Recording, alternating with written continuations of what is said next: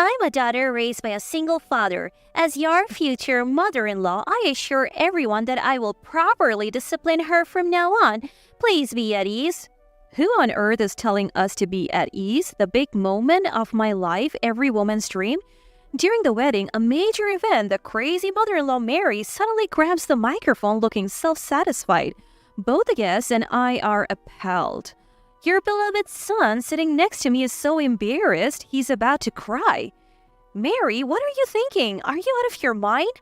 My name is Amy, a 32-year-old office worker.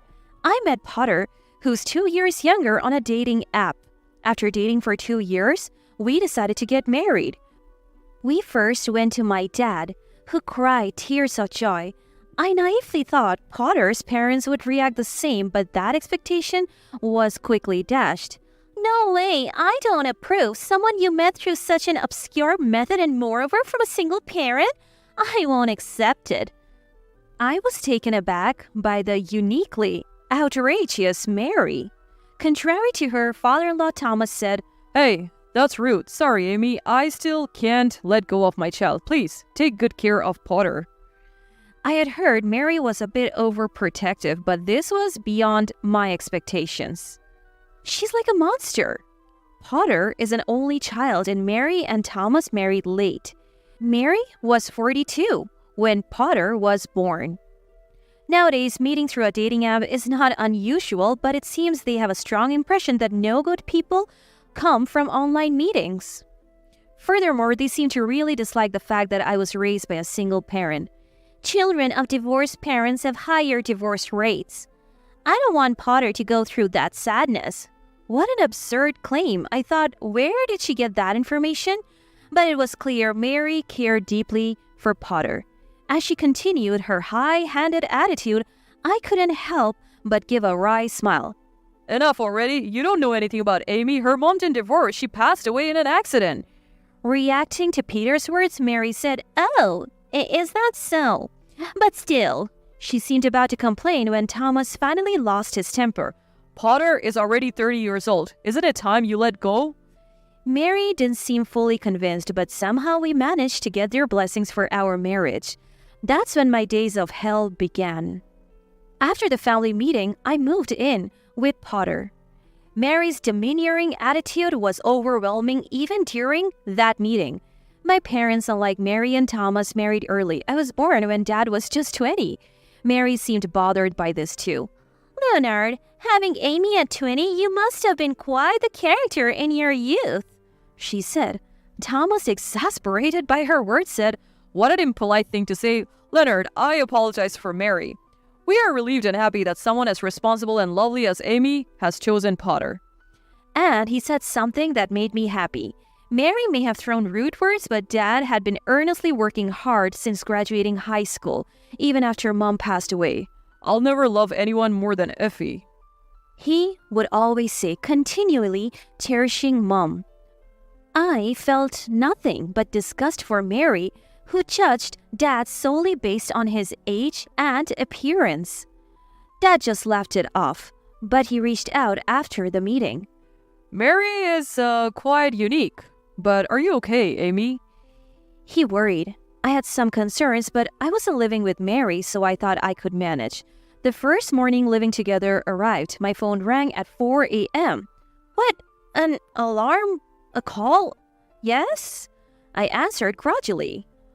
"What's with that pitiful voice? Isn't it time for morning chores?" "Mary?" I was wide awake from the shock. "Morning chores? Does Potter always wake up this early?" Annoyed by my questions, she snapped, "Not his, yours." Confused by her response, I stayed silent as Mary began spouting nonsense. Apparently, a wife must wake up earlier than her husband, clean the house, prepare a warm meal, get dressed, and wake him up. That was the morning rule. Losing my mom at a young age, I momentarily wondered, really? But I quickly came to my senses. "Anyway, if you want to marry Potter, this is just basic, understand?" Snorting in excitement, Mary said, What era are you living in? I can't do all that every morning. I have work too."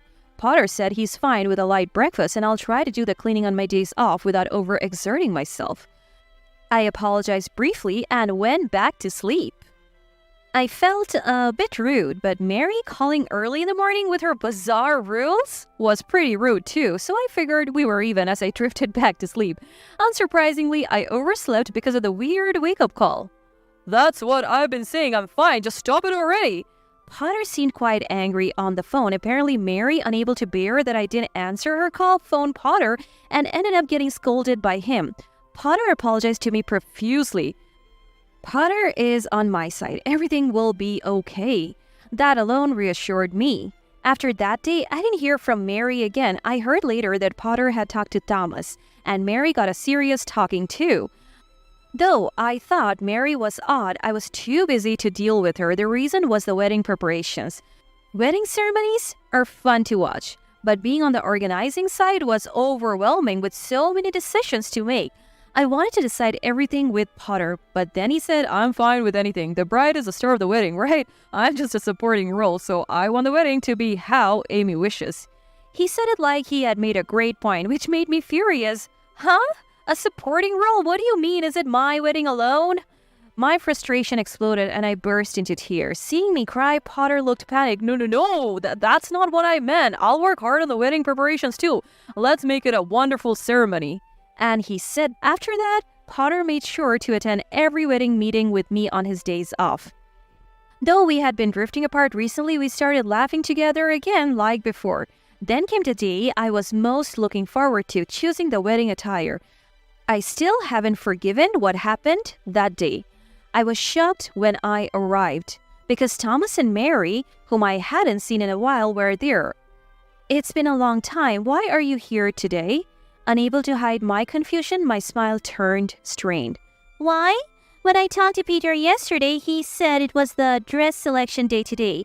I came to see Potter looking handsome, Mary said in her usual domineering manner. I felt slightly dizzy at her words, and there was Potter, not looking the least bit sorry. Needless to say, the rest of the dress selection was not fun at all for me. Inside the dressing room, Mary was being overly enthusiastic. This one is nice too. Potter looks good in everything. Let's try that one next. Even the planner, Eleanor, seemed strained by the unexpected participation of Thomas and Mary. I have never seen a mom so involved in her son's outfit selection. Quite a mother-in-law you have there. Are you okay? She whispered to me, leaving me feeling embarrassed. Nevertheless, I refocused and chose a dress. Among the many options, I picked my dream mermaid-style dress. I had always admired its beautiful line since attending a friend's wedding. I had been dieting and even gave up my favorite chocolate attending the gym and spa just to fit into this dress. Trying it on, Eleanor commented, "Wow, you look beautiful. It suits you so well." Her words filled me with joy for all my hard work. Thomas nearby added, "Amy's tall and slender figure makes the dress look even more stunning."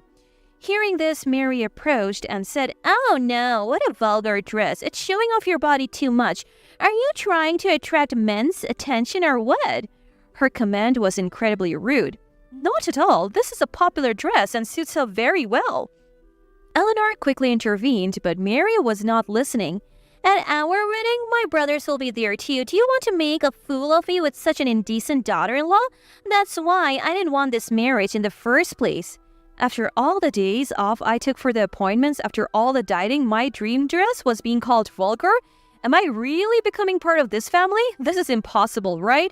My pent-up anger exploded. Enough. Why does our wedding have to be according to your wishes? What do you want me to wear? Something like your Robert-like outfit and huge shoulder pads? Mary's face turned red at my words. Eventually, Potter and Thomas intervened in our argument. "You're unbelievable. Apologize to Amy. She looks great. Your commands are what's questionable." Thomas scolded. He apologized to me and then dragged Mary away. Despite that was also Amy's fault, right? I agree with Mom this time. I also have doubts about that dress. Choose something more modest. Potter said. I was deeply hurt by his words. I had always told Potter I wanted to wear a mermaid dress and he had agreed, but now, doubting whether I should continue with the marriage, I decided, I'm going back to my parents' house for a while. I'm not sure if we should get married like this. Potter was silent for a moment before saying, "My feelings haven't changed." Despite his words, I went back home. "Dad, I'm sorry. The wedding might be off." To this, Dad simply replied, "I see," and asked no further questions. I felt deeply sorry that Dad had been looking forward to seeing me as a bride. Alone with my thoughts, I began to reminisce about the fun times Potter and I had shared over the past 2 years. We had met on a dating app, introduced by a friend, and at one point I even believed it was destiny. Our family-only wedding was next month, invitations already sent, and my cousins had expressed their excitement. Eleanor had been a great help, and the thought of it all being for nothing just made me sigh. A few days later, after work, Potter asked me to meet him at a cafe. To my surprise, Thomas and Mary were there, and urged by Thomas, Mary apologized to me. I was wrong last time. Thomas scolded me. I let my anger get the best of me. Mary seemed genuinely downcast. I have had time to think alone, and I still want to marry Amy. I'll make her happy. I watched the in-laws apologizing before responding. Understood, I answered with just that. I wanted to stay at my parents' home until the wedding, a wish Potter readily accepted. On the wedding day, a day I will never forget, Mary was in high spirits in the dressing room. What a lovely dress. It's more elegant than the previous one. I was right in my choice, she remarked. I had given up on the mermaid dress for one chosen by Mary. Not at all to my taste, Eleanor repeatedly asked. The previous dress suited you so well? Are you sure about this one? And she repeatedly spoke to me. Honestly, I didn't care anymore about the wedding. The family-only wedding proceeded smoothly until near the end when Mary stood up and grabbed a microphone. Thank you all for being here for Potter's sake, she began, to Potter sitting next to me. What? I haven't heard anything about this. As I tilted my head, Potter seemed to be in the same boat, shaking his head. Mary continued, Amy being raised by a single father will be disciplined by me, her mother-in-law, to learn the wife's rules. Rest assured, everyone. What did she just say? Mary looked pleased with herself while Potter seemed embarrassed to tears. The audience was silent, perhaps thinking Mary was joking. A wife wakes up earlier than her husband to clean the house, prepare breakfast, and must always be well-groomed. At night, she cleans again and goes to bed after her husband.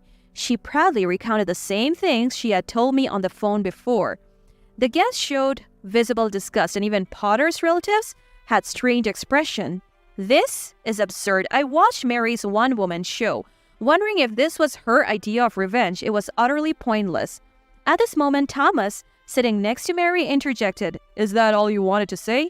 What? Mary seemed surprised that Thomas joined the conversation.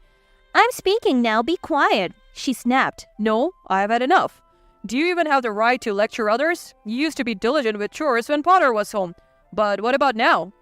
Thomas revealed that since Potter left, Mary had been neglecting household chores, and he was doing most of them now. I couldn't believe how audaciously Mary had behaved towards guests. Thomas's revelation prompted laughter from some guests. Then Dad stood up. Is my daughter Amy being sent to prison or something? She can't live in such a house. Don't insult my precious daughter. Dad's words brought tears of happiness to my eyes. There were quiet claps around the room. Mary, with her face red and receiving cold stares, looked around in dismay. Amy, say something. Amy, isn't this situation awkward enough? Despite his mom creating the situation, Potter pathetically relied on me, so I stood up with the microphone. Ladies and gentlemen, I'm canceling the wedding here and now. We will return your gifts immediately. The room buzzed with murmurs, some clapping. Potter looked shocked. Mary, too, was surprised by my decision. As you can see, I'm not liked by Mary. The dress I'm wearing was chosen by her. The dress I really wanted to wear was deemed vulgar and indecent by her, and I can't follow her nonsensical rules, so I'm calling off this marriage. This declaration was met with applause from my relatives. Hey, what are you deciding on your own? I'm allowing this marriage. A son's wife should just listen to her mother-in-law. Thomas scolded her. Shut up now. Amidst the chaos, a relative from Potter's side spoke up. You, be quiet. Weren't you the one who was tormented by your mother-in-law in your first marriage and cried back to your parents' house? How can you do the same? Apparently, Mary had been divorced once and suffered greatly at the hands of her mother-in-law in her first marriage. Despite such an experience, what a dreadful person. Mary fell silent at this revelation. Huh? You're really canceling the wedding? I'll sue you for breaking up the engagement. Potter glared at me fiercely from beside me. But I wasn't scared at all. Huh? You dare say that while I was at my parents' house? You already engaged, brought a woman you met on a dating app to our home. I can't marry someone as despicable as you. Potter's face paled. Well, he stammered. Everyone, Potter just said he would sue me for breaking off our engagement despite him cheating during our engagement. I know everything, so go ahead and sue. How dare you say such a thing? Screw you. My revelation caused an uproar at the wedding venue with condemnation pouring in towards Potter. During my time at my parents' house, my friend Nettie contacted me. Is this your fiancé, Amy? The photo was unmistakably Potter, and it was from a dating app where he appeared to be seeking a new relationship. I had deleted the app soon after meeting Potter, but he apparently hadn't. Perhaps he had been deceiving me all along. I hired a private investigator who found that Potter was bringing women to our home while I was away. They were nice. He claimed to be working late, but now I wondered. What a mockery. I went through with the wedding only because of a call from Eleanor. Potter's mom contacted me, wanting to read a letter at the wedding in secret. I immediately sensed that spiteful Mary was plotting something. No wonder she was in such a good mood. I simply used her scheme against her and returned it doubled. However, I felt sorry for the guests. I thought I might have gone too far, but seeing their faces of despair was satisfying. It was really good that we hadn't married yet. The guests were outraged, calling Potter the worst and unbelievable. My relatives, "You better off not being part of that family," they said. Potter's relatives were in turmoil, thinking it served them right. Then Mary's brother John approached me. I braced for a scolding, but instead, I'm truly sorry for my foolish family. We will take responsibility. He apologized. Afterwards, Potter and Mary received a scolding from Thomas and other relatives. Potter paid for the entire cost of the wedding. Even though it was a small ceremony, the amount was significant. Despite being engaged, I demanded compensation from Potter for his infidelity. He audaciously protested this, but after being reprimanded by Thomas and other relatives, he reluctantly ended up paying. While Potter and Mary were the worst, the rest of their family were good people, and I was grateful. Potter had to beg his parents for money as his savings weren't enough. Thomas, exploding with long-held anger, said, "I don't care, sort it out yourselves," and left a divorce paper before leaving the house. Thomas later contacted Dad and me to apologize. He is now enjoying peaceful retirement out of state. Potter's situation worsened when one of his flings turned out to be a married woman, creating trouble at his workplace and resulting in his dismissal. He's now struggling to find work and depends on Mary's pension for a modest living. It's nothing but poetic justice. He reaped what he sowed.